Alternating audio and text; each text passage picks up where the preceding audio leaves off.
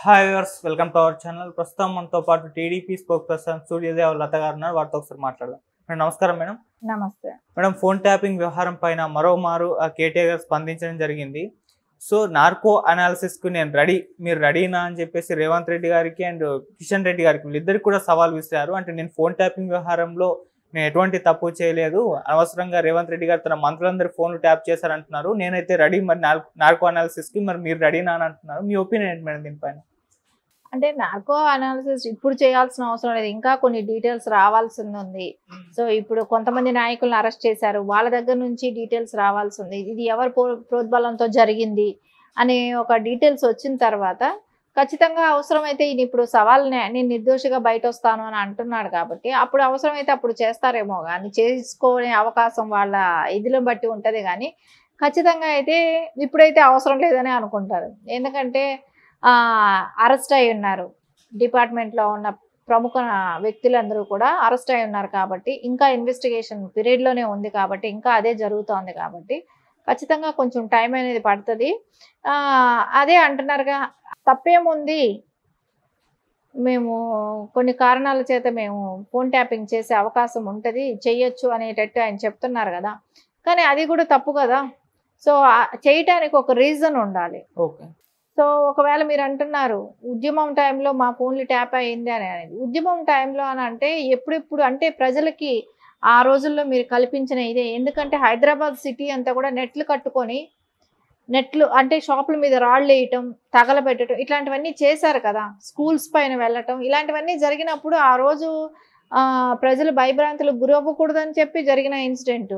So అంతేగాని public అంటే normal యూనివర్సిటీలోనే వాళ్ళకి వీళ్ళకి పెట్టలేదు, మీరు చేయిస్తున్నారు కాబట్టి.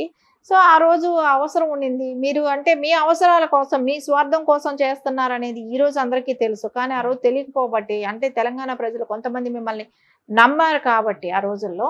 సో ఖచ్చితంగా వీళ్ళు ఏం చేస్తారో, రేపు ప్రజలకు ఏదైనా విఘాతం కలుగుతుందేమో, అంటే ప్రశాంతమైన లైఫ్లో ఉన్న హైదరాబాద్ సిటీకి ఒక బ్రాండ్ ఇమేజ్ ఉంది కాబట్టి ఏదైనా డిస్టర్బెన్స్ జరుగుతుందేమో అనేది ఆ రోజు ముఖ్యమంత్రిగా ఉన్న వాళ్ళు చేసి ఉండొచ్చు. కానీ మీరు అది వేరే సిచ్యువేషన్. సో అలాంటివి ఏమైనా జరిగినప్పుడు మీరు చేస్తే తప్పు లేదు. సో కానీ హీరోయిన్స్ మీద, సో మంత్రుల మీద, ఎమ్మెల్యే క్యాండిడేట్ల మీద, వ్యాపారస్తుల మీద, కాంట్రాక్టర్ల మీద, ఇది తప్పు కదా. సో మీరు అంటున్నారు ఇప్పుడు వరకు ఎక్కడైనా గోకుల్ చాట్ లాంటి ఇన్సిడెంట్ జరిగిందంటే ఖచ్చితంగా జరగలేదు. కానీ అది మీది కాదు, సెంట్రల్ గవర్నమెంట్ ఇది. సో అప్పట్లో బీజేపీ వచ్చిన దగ్గర నుంచి చూస్తే ఏ స్టేట్లో కూడా జరగలేదు. దాని మూలాలు ఎక్కడ నుంచి ఉన్నా హైదరాబాద్ నుంచి ఉండేది. కానీ దానంతా కట్టడి చేసింది అంటే బీజేపీ. ఎక్కడ సరిహద్దుల్లో కానివ్వండి, ఎక్కడ కానివ్వండి, అలాంటి టెర్రరిస్టులు రానివ్వకుండా కట్టడి చేయగలిగింది అంటే బీజేపీ అని చెప్పచ్చు. ఎందుకంటే బీజేపీ గవర్నమెంట్ వచ్చిన గత 10 ఏళ్ళుగా మనం చూస్తే కూడా ఎక్కడా కూడా ఇలాంటి ఏ స్టేట్లో కూడా ఇలాంటి టెర్రరిస్టుల ప్రాబ్లం అనేది రాకుండా కొంచెం సెక్యూర్గా ఉన్నామనంటే ఆ ఘనత అయితే వాళ్ళకే దొరుకుతుంది ఖచ్చితంగా కూడా. అది వీళ్ళదేముంది, టెర్రరిస్టులని వీళ్ళకి ఏమైనా సంబంధం ఉందా? వీళ్ళు ఒక స్టేట్కి సంబంధించిన వాళ్ళు, అది నేషనల్ ఇది. సో అందుకని ఖచ్చితంగా వీళ్ళదేమీ లేదు దాని మూలాన. ఏదైనా ఉంది అని అంటేనే ఖచ్చితంగా అది ఆ రోజు బీజేపీ తీసుకున్న స్ట్రాంగ్ నిర్ణయాలు కాబట్టి అది జరిగింది. కానీ ఎందుకు ఇప్పుడు తొందరపడుతున్నాడో అర్థం కావట్లేదు.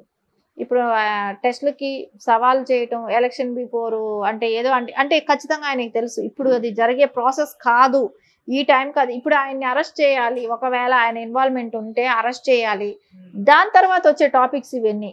కానీ ఈయన ఎందుకు ఇప్పుడే తొందర పెడుతున్నారంటే ఒకవేళ ఎలక్షన్స్ వస్తున్నాయి కాబట్టి, సో ప్రజల్లో ఒక సింపతి క్రియేట్ చేసుకో, అంటే నేనే వెళ్తానంటే కూడా వాళ్ళు ఎవరూ చెప్పట్లేదని, అంటే ఒక ప్రొసీజర్ అనేది ఉంటుంది కదా దేనికైనా, ఆ ప్రొసీజర్ ప్రకారం నడవాలి కాబట్టి కొంచెం టైం పడుతుంది. సో ఒకవేళ ఈయన కూడా దానిలో ముద్దాయిగా ఉన్నాడు అన్నప్పుడు, ఈయన అరెస్ట్ చేసినప్పుడు ఆ ప్రొసీజర్ అప్పుడు స్టార్ట్ అవుతుంది. కానీ ఇప్పుడు అవసరం లేని విషయం అది. సో ఎలక్షన్ బిజీ కాబట్టి అది ఏదో ఒకటి స్ట్రాటజీ అంతే. కానీ మేడం అంటే ఇన్ని ఆరోపణలు వస్తున్నా కూడా కేటీఆర్ గారు మరి అంత కాన్ఫిడెన్స్గా కడిగిన ముత్యంలోనే నేను బయటకు వస్తాను అని చెప్పడం చూస్తున్నాం. అంటే మరి తను తప్పు చేయలేదా, లేకుంటే ఆరోపణలే కేవలం రావడమే జరిగిందంటారు? అంటే ప్రతిపక్ష మన రూలింగ్ పార్టీలో ఉన్న వాళ్ళు విమర్శలు చేస్తున్నారు అనుకోవచ్చు. అంటే నిప్పులేందే పొగరాదన్నట్టు ఇక్కడ చాలా మంది ఫోన్లు ట్యాపింగ్ అయ్యాయి. దాని మూలాన రేవంత్ రెడ్డి గారు అరెస్ట్ అవ్వటం అనేది మనం ఎప్పుడైతే టీఆర్ఎస్ గవర్నమెంట్ అప్పుడు ఫామ్ చేసిందో, సో అప్పటి నుంచి అప్పుడే కదా రేవంత్ గారు ఫస్ట్ ఫోన్ ట్యాపింగ్లో అరెస్ట్ అయింది రేవంత్ గారే.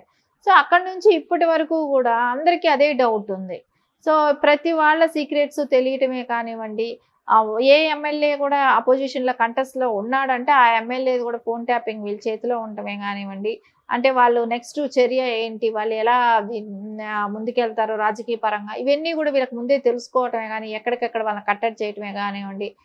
సరే ఇప్పుడు కూడా చూసుకుంటే పెద్ద మెజార్టీ కాంగ్రెస్కి రాలేదు కాబట్టి ఇవన్నీ నడవబట్టే కొంచెం, లేకుంటే ఇంకా వ్యతిరేకత ఎంత ఉందో, ప్రజా వ్యతిరేకత ఇంకెంత మాత్రం ఉందో, ఎంత ఉందో అనేది కూడా మనకి ఇప్పుడు అర్థం అవుతుంది కదా.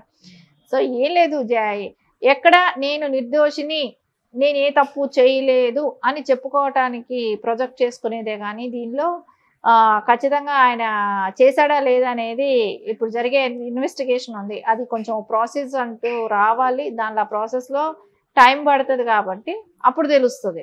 సో అదొక్కటే కాదు కదా, టెలిఫోనే కాదు కదా, ఇంకా చాలా ఉన్నాయి కదా, ఇంక ఇవన్నీ కూడా బయట వస్తాయి కదా. ఒక్కొక్క దానికి ఇప్పుడు ప్రతిదానికి టెస్ట్ చేసుకోండి అని ఒక్కొక్క దానికి చెప్పరు కదా, ఏది ఉన్నాయి అవన్నీ బయట రానివ్వండి, దాని తర్వాత న్యాయం ఎటు ఉంటే అటు ఉంటుంది కదా. సో ముందే తొందరపడటం అనేది వేస్ట్ దీనిలో.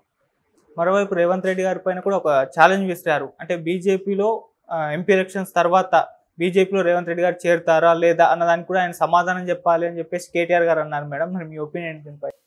ఆయన చేరతాడా లేదా అని ఈయన అడిగితే నేను చేరను, నువ్వేంటి మాట్లాడేది అని ఆయన స్టైల్లో ఏదో ఒకటి చెప్తారు. కానీ చేరేవాళ్ళు చేరనాళ్ళు ఇప్పుడు ఎవరు బయటపడరు కదా. సో ఇప్పుడు ఎలక్షన్స్ ఉన్నాయి, ఎవరైనా సరే ఈ ఎలక్షన్ హడావుల్లో ఉంటారు. సో ఏదన్నా ఉన్నా కొంచెం వెయిట్ అండ్ సీ అన్నట్టే. కాకపోతే ఎందుకు ఇప్పుడు ఒక సీఎంగా ఉన్న అభ్యర్థి వెళ్ళి వేరే పార్టీలో వెళ్ళి ఇంకా అంతకుమించిన పోస్ట్ ఏమొస్తుంది? అంతకుమించిన పోస్ట్ అయితే ఏం రాదు కదా. ఒకవేళ బీజేపీలో నేను ప్రధానిని చేసేస్తాను, మోడీని దించేసి అంటే అప్పుడు ఆలోచిస్తాడు. సో అలాంటి అవకాశాలు రేవంత్ రెడ్డి గారికి ఎందుకు ఇస్తారు? ఇవ్వరు కదా. సో ఆల్రెడీ ఆయన కాంగ్రెస్ పార్టీలో సీఎంగా ఉన్నాడు, ఆయనకు హోదా వచ్చింది కాంగ్రెస్ పార్టీ మూలాన, అంతా ఖచ్చితంగా దాన్ని ఎంజాయ్ చేస్తున్నాడు, దానిలోనే ఉంటాడు. ఇదంతా పోస్కోల్ మాటలు, గాలి కబుర్లు లాగానే అనిపిస్తుంది. అంటే మనం ఒకసారి మనం థింక్ చేస్తే ఎవరికైనా అనిపించే రీజన్ ఇదే. బీజేపీకి వెళ్తే ఇప్పుడు ఆయనకు వచ్చే పదవి ఏంటో చెప్పండి, ఏం లేదు కదా. అంటే ఓటు నేటు కేసు ఉంది, మళ్ళీ ఆ కేసులో బీజేపీ ప్రభుత్వం అరెస్ట్ చేస్తుంది, అంటే చాలా మంది పైన ఇట్లాంటి కేసులు పెట్టి బీజేపీ అరెస్ట్ చేస్తుంది. అందుకే రేవంత్ రెడ్డి గారు భయపడి ముందే బీజేపీలోకి వెళ్ళిపోతే ఎటువంటి మచ్చ ఉండదని ఒక ఉద్దేశం అని కేటీఆర్ గారు చెప్పడం చూస్తుంది. ఓటుకి నోటు కేసు సెంట్రల్ గవర్నమెంట్కి ఏం సంబంధం? ఆ స్టేట్ గవర్నమెంట్దేగా, మీరే చేసిన పనే కదా అది. సో అలాంటప్పుడు వాళ్ళ చేతిలో ఇప్పుడు ప్రభుత్వం ఉన్నప్పుడు వాళ్ళు ఎందుకు భయపడి బీజేపీకి వెళ్తారు? వెళ్ళరు కదా. సో ఆయన ఎక్కడా కూడా మోదీ గారిని అంత పెద్దగా అగైనిస్ట్గా మాట్లాడటం లేదు కదా. మీరు పెద్దన్న పాత్ర పోషించి తెలంగాణకి రావాల్సిన నిధుల్ని అడ్డుకోకుండా చేయండి, ఇవ్వాల్సిన నిధులు ఇవ్వండి అనే రిక్వెస్టబుల్గా మాట్లాడుతున్నాడు. సో అలాంటప్పుడు ఎక్కడా కూడా దీనిలో ఆయనకి బీజేపీకి వెళ్తే ఏదో వచ్చేసేది లేదు, దాని మూలాన ఆయన నష్టపోయేది లేదు. సో వాళ్ళు ఏదో బెదిరించేది కూడా అంతకుమించి లేదు, ఎందుకంటే అది స్టేట్ గవర్నమెంట్ కేసు కాబట్టి. సో ఇవన్నిటికీ అంటే ఎవరైనా నమ్ముతారేమో మనం చెప్పే ఈ మాటలు అనేది పొలిటికల్గా ఇప్పుడున్న సీజన్కి అలాంటి మాటలు చెల్లుతాయి కాబట్టి అది చెప్తున్నారు. కాకపోతే ఇది కొంచెం అర్థం చేసుకుంటే దీనిలో అంతా పొలిటికల్ స్ట్రాటజీ కనపడుతుంది కాబట్టి ఎవరు పెద్ద అంటే దీని మీద అవగాహన ఉన్న వాళ్ళు దీన్ని ఎవరు కూడా పెద్ద సీరియస్గా తీసుకోవాల్సిన అవసరం కూడా కాదు. Okay madam, thank you so much. Thank you.